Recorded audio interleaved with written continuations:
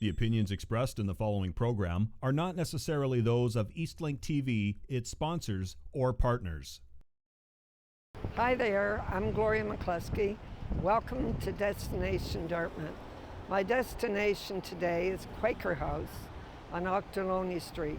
I promised you last week that I would take you to the warehouse to look at the 7,500 wonderful Dartmouth artifacts. However, I was refused entry there to do the show, and for whatever reason. But so I'm here at Quaker House, and my guest is Bonnie Elliott, the director of the Dartmouth Heritage Museum. And I invite you to the backyard now, where we will continue our discussion.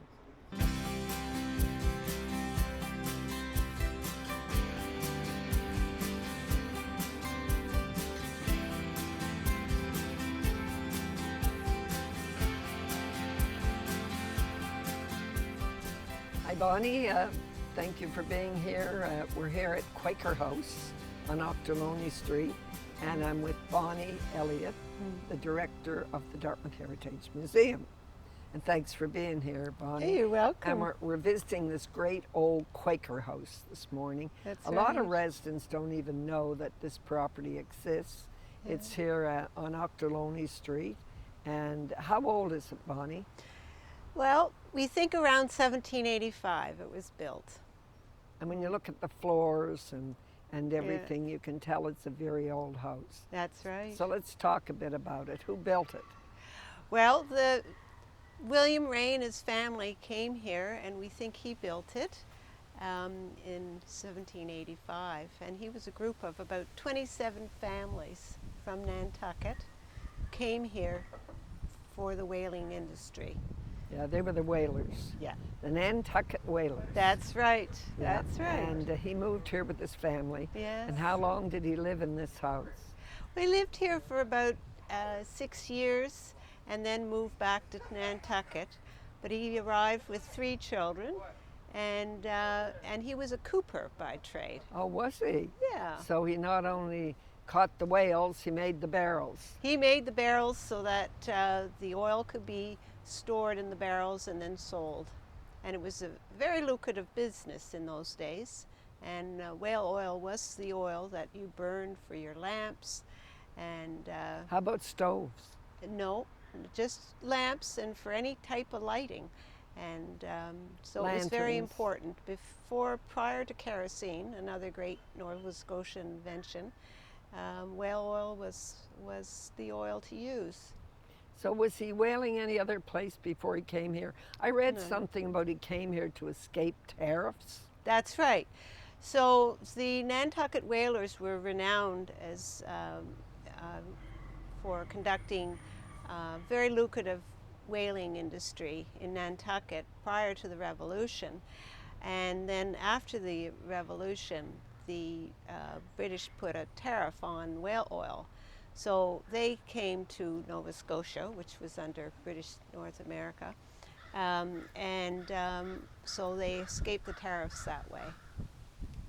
And it was just he and his wife and the 3 kids. That's right. Who lived in this fairly large house. That's right. It's larger now than it was when they first moved here or built the house. It was really the 2 rooms in front and then the chambers above. Oh, so it wasn't that large. So Yeah. when was it? When was the addition? That came over time, probably the early 1800s. They built on, and then what it is today is the size, and it's traditional Nantucket cottage style dwelling, and there were many here in downtown Dartmouth. But this is the oldest one that's remaining. It's the only one remaining, isn't it? It's wonderful that we've kept that. That's right. Because we've lost some great historic houses in Dartmouth. That's right. So it's great that we kept this one. That's now the right. whalers, they were Quakers, That's were right. they not? That's right. And that's a religion. That is a religion, and dates back to George Fox, an Englishman from 1650, who who began this, broke away from the Church of England and set up a new religion where he felt that everybody was should have a direct communion with God, and they didn't have ministers. They had meetings in meeting halls instead of churches, and there was a lot of really interesting facets about the Quaker religion, and they were very good business people as well. Were they? Yeah. And how many, when he came over, how many other families came? 27 in total from Nantucket. And did they all live in Dartmouth?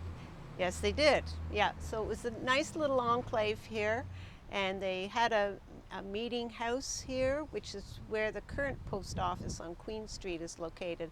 That's where their original meeting house was. Oh, was it? Yeah, And very of course- historic site at that spot. That spot. Yeah. And so they would meet regularly. Yep. Yeah.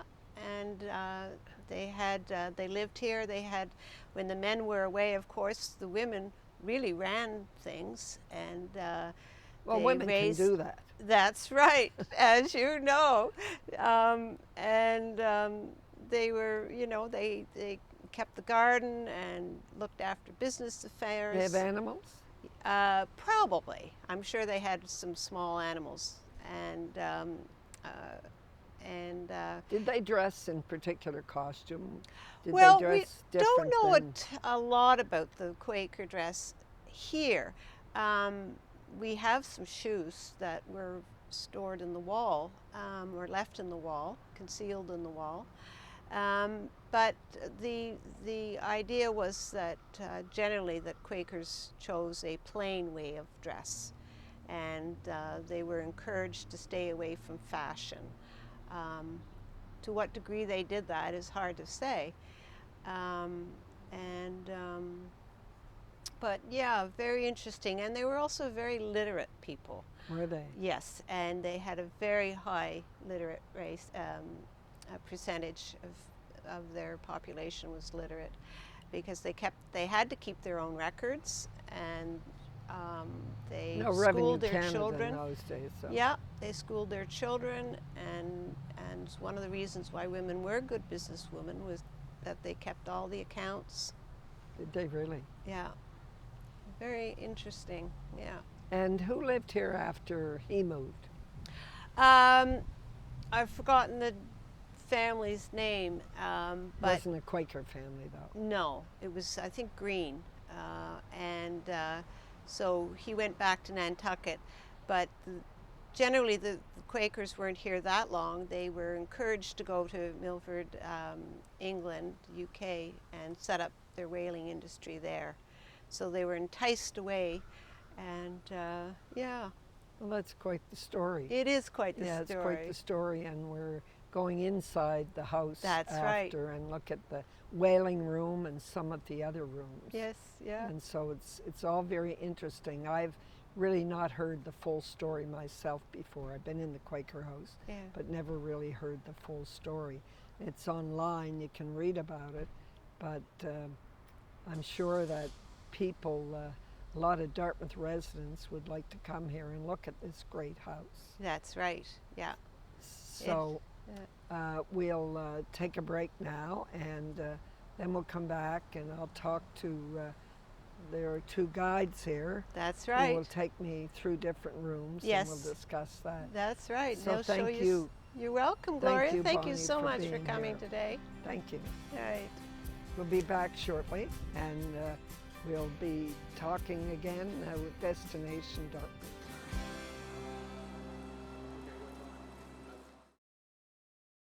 Welcome back, visitors, to Destination Dartmouth.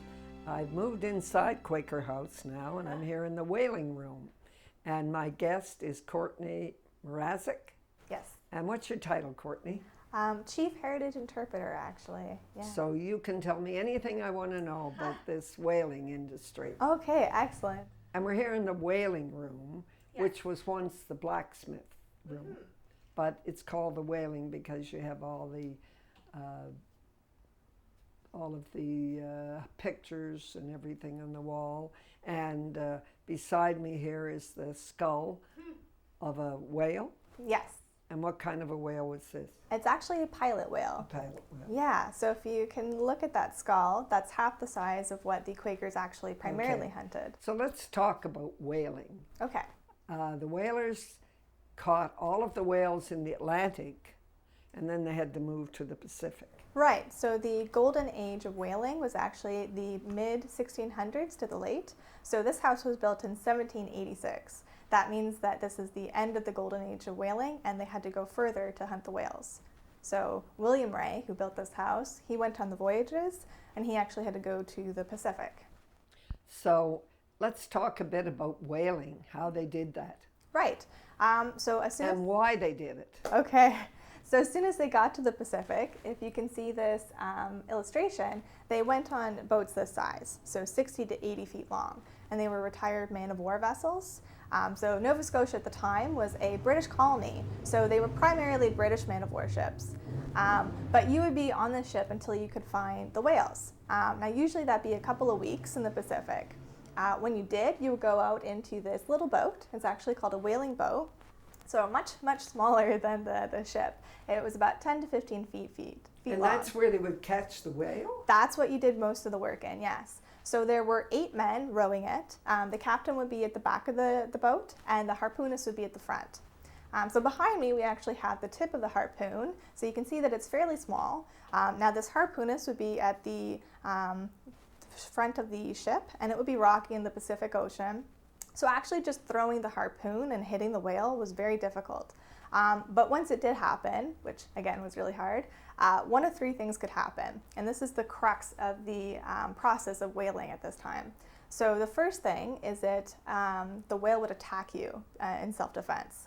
So there's a rope attached to the wooden handle on the harpoon, and they would have to cut the rope and row back to the bigger ship for protection.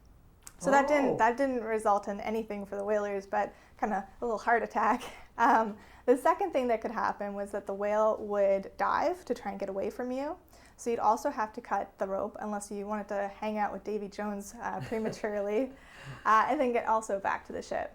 So the thing that you wanted to happen in whaling is called a Nantucket sleigh ride. And I really like talking about this because it does come from the Quakers who were here. So one of the things is that the whale would try to, again, get away from you. You just stuck it with a harpoon. But instead of diving, it would swim along the top of the ocean. And so you just hold on to the boat and just follow the whale. This could be an hour or it could be 10 hours. You just waited until the whale tired itself out. Now the whole time the bigger ship is coming behind us, so you're never super far away from the rest of your crew. As soon as the whale tires itself out, that's when you actually kill the whale. So it remains on the top of the ocean, and you take something pointy, like the spade behind me, and actually stab its lungs. And that's how they killed the whale. It would drown in its blood. Okay, so they were out hunting these whales for whale oil. Mm-hmm. Yes. But as I understand from talking to you earlier, there were many other uses of the whale. Let's talk about the whale oil first. Sure. So behind yourself there are illustrations, and you can see in them strips of blubber. So the whale oil is actually just this blubber boiled down, and every man-of-war ship had a furnace on it, and that's where you would put that blubber. So as soon as you got the whale, you would cut strips of fat off. You'd then cut it into smaller pieces called bricks, and that's also on the illustration, and you put it in the furnace. Now it was boiling seawater. So water and oil separate, the oil would go to the top, and someone would scoop it out and put it into the barrels that William Ray, the cooper, built. But yeah, you're right. And there's some barrels here in the room. Yes. The type of barrel he used to put the whale oil in. Very, very small scale barrels, yeah. Empty, the barrels weighed 120 pounds, and with the whale oil, 300. So very massive barrels. So then the whale oil, the purpose of it was for lighting. And there was no other until kerosene was discovered. Yeah, not commercially. So there were other oils people could use, but Yes. whale oil was what industries used, so companies. The whale trade actually kind of went out when Abraham Gesner, actually a local from PEI, discovered it in 1839, kerosene. And the whale oil business was very lucrative, I understand. Oh my gosh, yes. Yeah, like the oil industry today is. And they not only sold the whale, but oil, but they owned a lot of the companies? Yes. So on Quaker ships, everyone had a share in the voyage. So even the sailors owned parts of the company, but the Quakers usually owned the company that gave out the shares.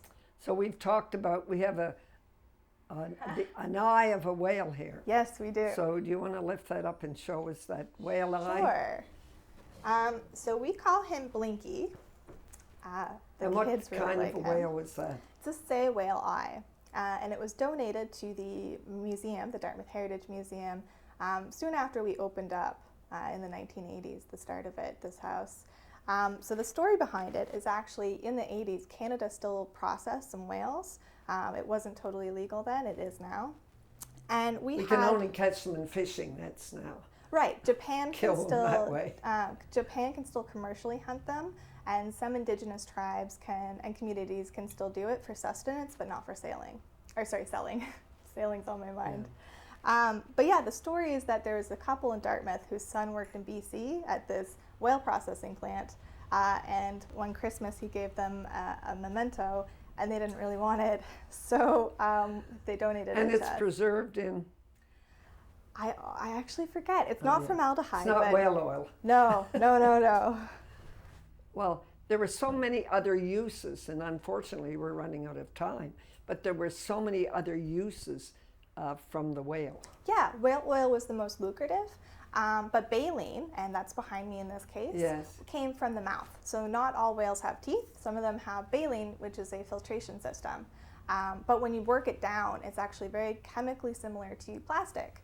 And women actually used it. It was used in the corsets. Yeah, isn't that something? And then perfume was made from part of the whale? Yes, so ambergris is an enzyme in the intestines of most whales, and people in the Victorian area use that. And then we have candle making. Yes, so I mentioned that Quakers primarily sought sperm whales. Yeah. They were kind of the golden ticket of whaling. That's because they had a lot of blubber, so it made a lot of whale oil, but also in their cavity, their head cavity, there was an enzyme called spermaceti. And I have some candles right here, and you can feel free actually to touch them if you'd like. The yellow ones are beeswax. Oh, yes. And the white ones are spermaceti. Oh, they're so smooth. And it's actually tied to the history of Dartmouth a bit, because the Quakers had a spermaceti candle factory in Dartmouth, and they also made one in Halifax. Well, look, we're going to have to wrap up. Okay. It's so interesting, and we could have talked for a lot more. We're taking a break, and we'll be back.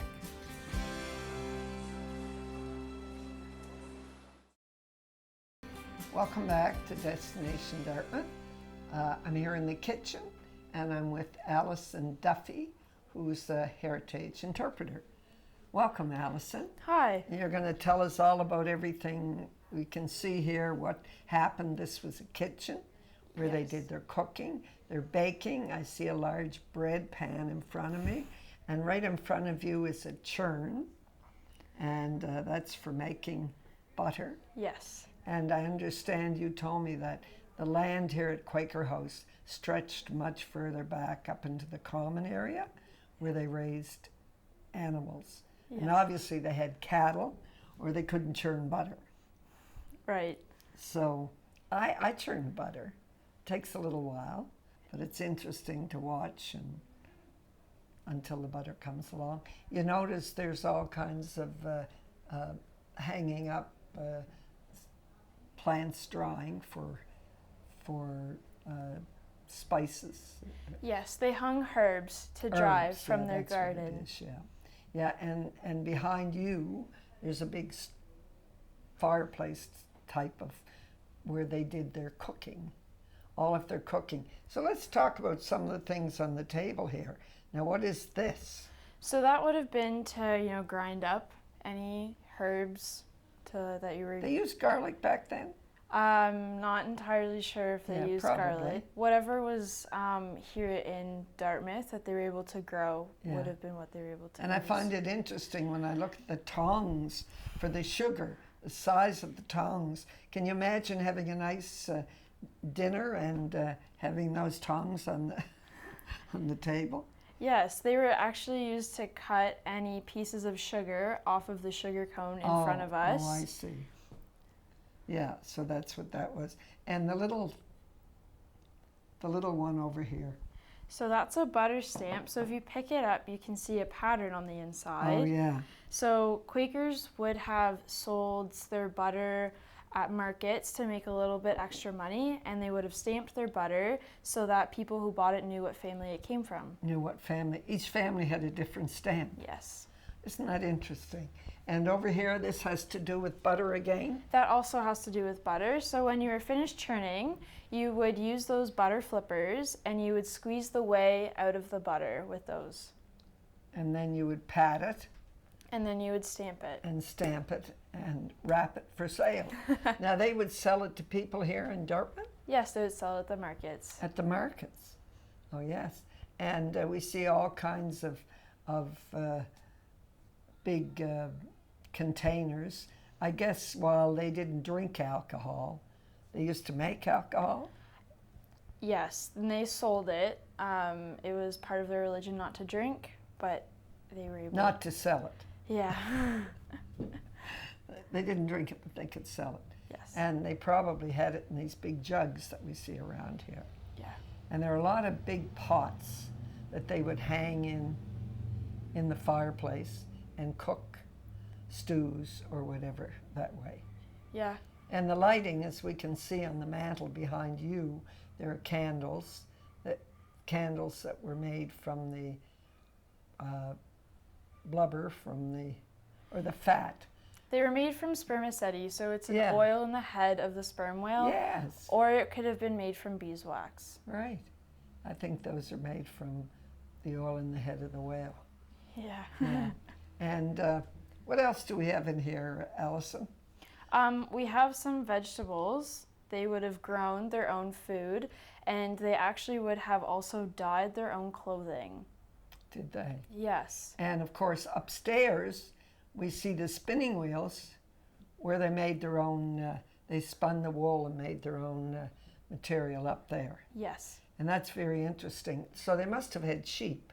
They did have sheep. And they would shear the sheep. And they would card it. Yeah, card it and then spin it. They actually used a walking wheel, so it was before the spinning wheel. And the same idea though, instead of sitting, you were just standing and you would walk the wool back and forth. It's a big wheel. It is. And you'll see a picture of it, but it's a very large wheel.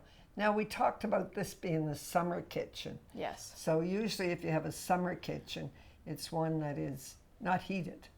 Yeah, it's just, so in the summer it gets a little bit warmer than in the winter, and you could move outside to cook there so that it wasn't as hot. And in the winter there was another kitchen in this Yes. house. And upstairs also, there's the children's room. There is a children's room, And some yes. little wooden toys. Yes. And the little cradle for the baby. But there's an interesting case up there with shoes in it, old shoes. What's the story of the shoes? So the story of the shoes is when they were looking at the house to do the electrical work and make sure that it was up to code, they found these shoes. So there's a Scottish folktale that you could put your shoe in the wall of the house and that the devil would not be able to find him because he wouldn't be able to find your shoes. Well, Allison, we're coming to the end of this section of Destination Dartmouth, and you've been very helpful and you're very knowledgeable, and I want to thank you very much for taking time to be here with me today, Allison Duffy. And thank you for watching Destination Dartmouth, and join me next week when I will take you to another destination.